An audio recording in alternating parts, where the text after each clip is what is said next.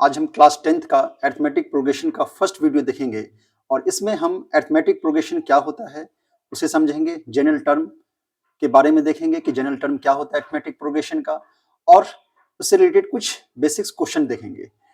सबसे पहले हम लोग प्रोग्रेशन को समझेंगे कि प्रोग्रेशन क्या होता है, सीक्वेंस क्या है। तो मैं मुकेश कुमार, देखते हैं। तो यह हमारा टॉपिक है आज का, अरिथमेटिक प्रोग्रेशन। तो सबसे पहले कि हमारा सीक्वेंस क्या है, an arrangement of A number in A definite order that will be the meaning that is an arrangement of A number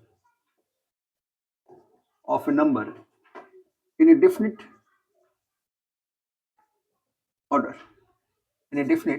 order an arrangement of a number in a definite order that will be a sequence. Example, if you write, यदि हम लिखते हैं 1 2 3 4 5 dot dot, now this number is a natural number, 1 after 2 3 4 5 6, यह हमारा first term है, यह second term है, यह 3 है, यह 4 है, फोर्थ टर्म है, यह फिफ्थ टर्म।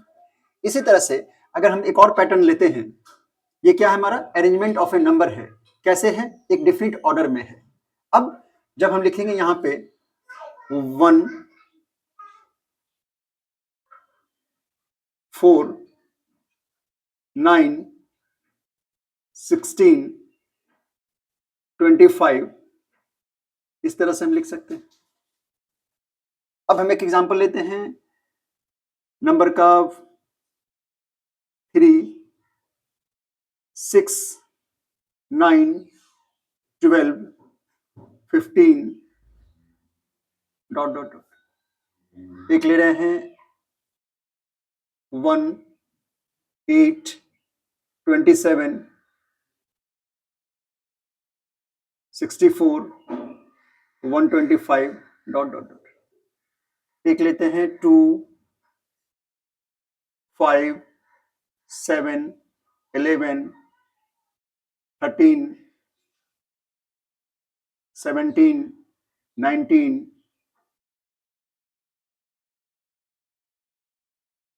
23 29 dot dot. ये जो भी नंबर हम लिए इस पे हम डिस्कस करते हैं क्या है। ये नेचुरल नंबर है, 1 2 3 4 5 इस तरह से चल रहा है। तो यहाँ पे हम क्या देख रहे हैं कि ये जो नंबर है हमारे पास 1 2 3 4 5, यह एक पैटर्न में चल रहा है। और अगर हमसे कहा जाए कि 10वां नंबर कौन होगा, 10th नंबर जो फर्स्ट प्लेस पे क्या है 1, सेकंड पे 2, थर्ड पे 3, तो 10th पे हम बोल देंगे क्या होगा, 10th होगा। इसमें देखिए 1 4 9 16 25, तो यहाँ पे अगर हम पैटर्न को समझने की कोशिश करें तो यहाँ पे क्या है 1 है, ये 4 है, इसका मतलब 1 का स्क्वायर 1 लिख सकते हैं, 2 का स्क्वायर 4 लिख सकते हैं, 3 का स्क्वायर 9, 16 का 3 का स्क्वायर 9 लिख सकते हैं, 4 का स्क्वायर 16, 5 का स्क्वायर 25। तो यहाँ पे हमें समझ में आ रहा है कि अगर हम लिखें n स्क्वायर, लिख सकते हैं इसके लिए कि n का वैल्यू अगर हम 1 डालते हैं तो 1 आ रहा है, 2 डालते हैं तो 4 आ रहा है, 3 डालेंगे तो 9 आएगा, 16 डालेंगे तो 4 डालेंगे तो 16 आएगा, 5 डालते हैं n का वैल्यू तो 25 आएगा। यहाँ पे क्या देख रहे हैं 3 6 9 12 15, तो यहाँ पे अगर हम 3n लिखते हैं, इसके लिए एक फॉर्मूला यूज करना चाहते हैं कि हमारा जो फिफ्थ टर्म या छठा टर्म जो आएगा वह क्या होगा। तो जब हम 3n लिखते हैं तो n का वैल्यू अगर हम 1 पुट करते हैं तो फर्स्ट टर्म आ गया।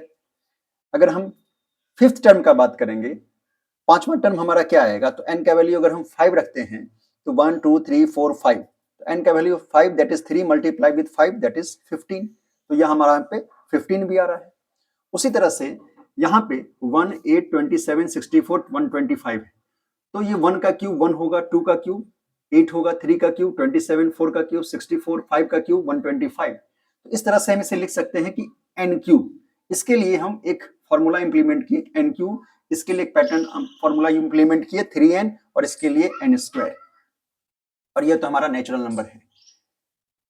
इस नंबर के लिए 2 5 7 11 13 17 19, इसके लिए हम कुछ नहीं, क्योंकि 2 के बाद हमारा क्या रहा 5, 5 के बाद 7, 7 के बाद 11, 11 के बाद 13, 17 19 23 फिर 29, लेकिन ये क्या है हमारा एक ऐसा नंबर है जो कि सारा प्राइम नंबर है हमारा।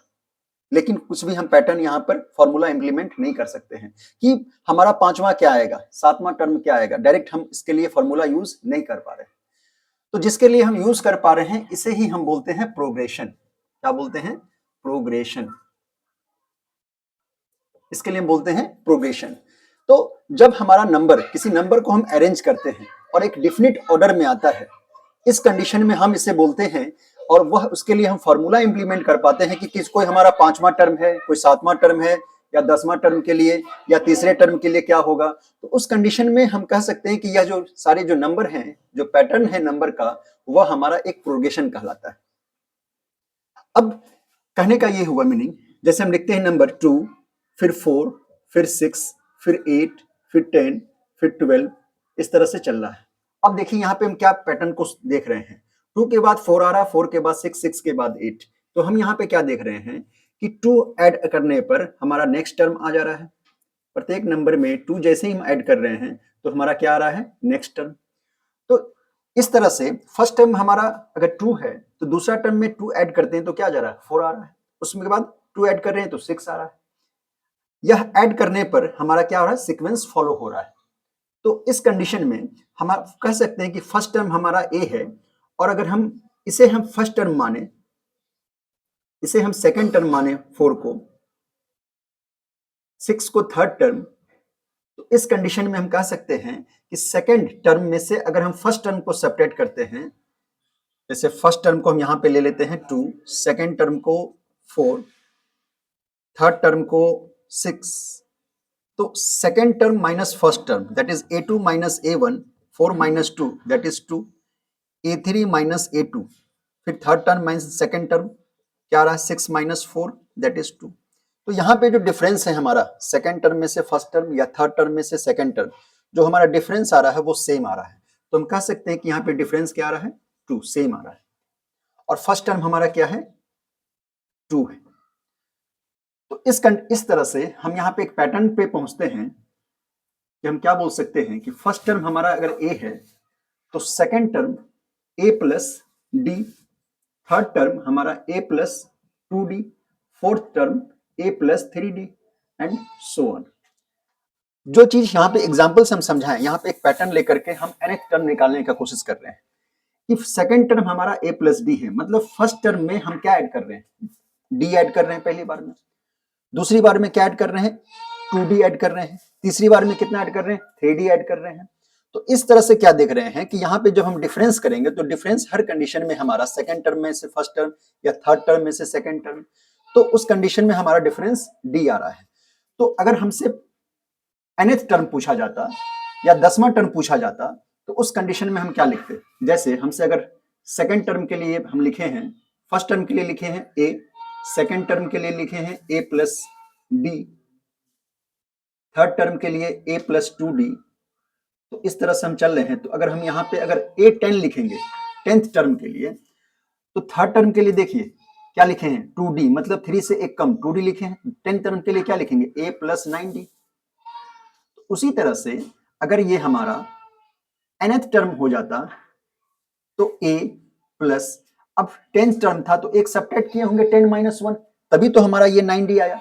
उसी तरह से अगर हम nth लिखेंगे यहाँ पर, nth टर्म के लिए अगर हम निकालना चाह रहे हैं तो a प्लस 1 माइनस करना होगा तो n माइनस 1 इंटू डी, ये हमारा हो गया nth टर्म के लिए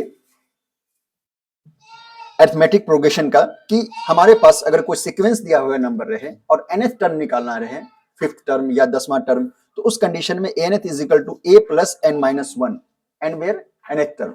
अगर आपके लिए बोल दिया जाए कि हमें आप amth बताइए, उस कंडीशन में भी a plus m minus 1 into D लिखेंगे। और जब क्वेश्चन अच्छा आएगा हमारे पास तो कैसे आएगा कि जैसे अगर आपसे पूछ जाएगा कि amnth के बताइए क्या होगा, तो अब यहाँ पे nth टर्म हमारा क्या है? m इंटू n, mn के प्रोडक्ट में है, तो उस कंडीशन में हम लिखेंगे a plus mn minus 1 into D.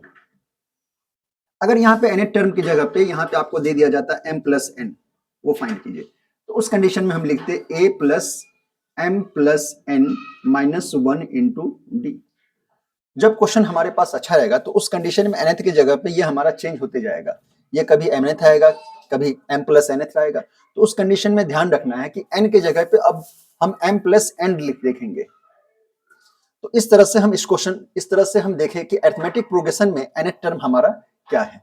अब हम कुछ बेसिक सा क्वेश्चंस देखेंगे कि हम हमारे पास जो सीक्वेंस रहेगा वह एपी में है या नहीं है, और हमसे क्या वो सीक्वेंस पूछ रहा है।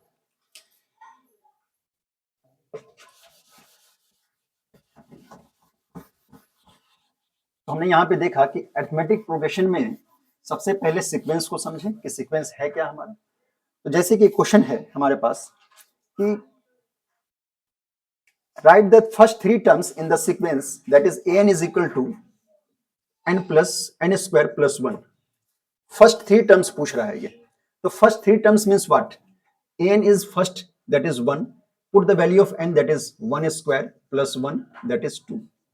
Second, a2 that is value of n is 2, 2 plus 1 that is 5, and a3 is 3 square plus 1 that is 10. हमसे पूछा गया था find the first 3 term, find the first 3 terms, यही हमसे क्वेश्चन पूछा गया था, फाइंड द फर्स्ट 3 टर्म्स। और nth क्या दिया हुआ था, n स्क्वायर प्लस 1। तो फर्स्ट 3 टर्म्स पूछा, तो फर्स्ट 3 टर्म्स का मतलब पहला टर्म, तो n का वैल्यू क्या पुट करें 1, तो यहाँ पे हमारा आया 2। सेकंड टर्म के लिए n का वैल्यू 2 पुट किए तो ये 5 आया। थर्ड के लिए तो हमारा 3 स्क्वायर प्लस 1 10 आ गया। तो यहाँ पे हम क्या देख रहे हैं, 2, 5 और 10 ये हमारा आ रहा है फर्स्ट टर्म, सेकंड टर्म और थर्ड टर्म का वैल्यू। अब एक चीज बताइए, क्या ये हमारा एपी में है, अरिथमेटिक प्रोग्रेशन है ये? जी नहीं। जब हम इसमें ऐड करते हैं तो क्या आ रहा है, +3 ऐड करने के बाद 5 आ रहा है, और इसमें +5 ऐड करने के बाद। तो ऐड हम जब अरिथमेटिक प्रोग्रेशन में क्या देखे थे कि हमें जब ऐड करना हो तो वह सेम नंबर ऐड करना, जैसे क्या था a plus D, a plus 2d, a plus 3d। तो जब हम दूसरे टर्म में गए थे तो क्या ऐड किए थे, +d ऐड किए थे। इस टर्म में जब गए थे तो क्या किया add, d plus D add किए। इसमें गए फोर्थ टर्म में तो क्या ऐड किए, +d किए। और जब डिफरेंस का ये बात आया तो हमारा क्या आ रहा था डिफरेंस, हमारा डिफरेंस क्या आ रहा था, a plus D minus D, तो हमारा डिफरेंस आ रहा था d। यहाँ पे भी डिफरेंस क्या आ रहा है, सेम d आ रहा है। तो जब हम ऐड करें या सब्ट्रैक्ट करें तो उस कंडीशन में हमारा नंबर सेम आना चाहिए, तभी हम बोल सकते हैं कि वो हमारा अरिथमेटिक प्रोग्रेशन है। यहाँ पे 2, 5, 10 आ रहा है, तो इस कंडीशन में नहीं आ पा रहा है, इसलिए हम नहीं कह सकते हैं कि ये हमारा अरिथमेटिक प्रोग्रेशन है, लेकिन टर्म तो फाइंड आउट किए। अगर वीडियो आपको पसंद आया है तो please like, subscribe, share the video. और नेक्स्ट वीडियो में इसके आगे हम लोग बेसिक क्वेश्चंस देखेंगे और कुछ कंसेप्चुअल क्वेश्चन भी देखेंगे nth टर्म से रिलेटेड, nth का, अरिथमेटिक प्रोग्रेशन का। Okay, thank you.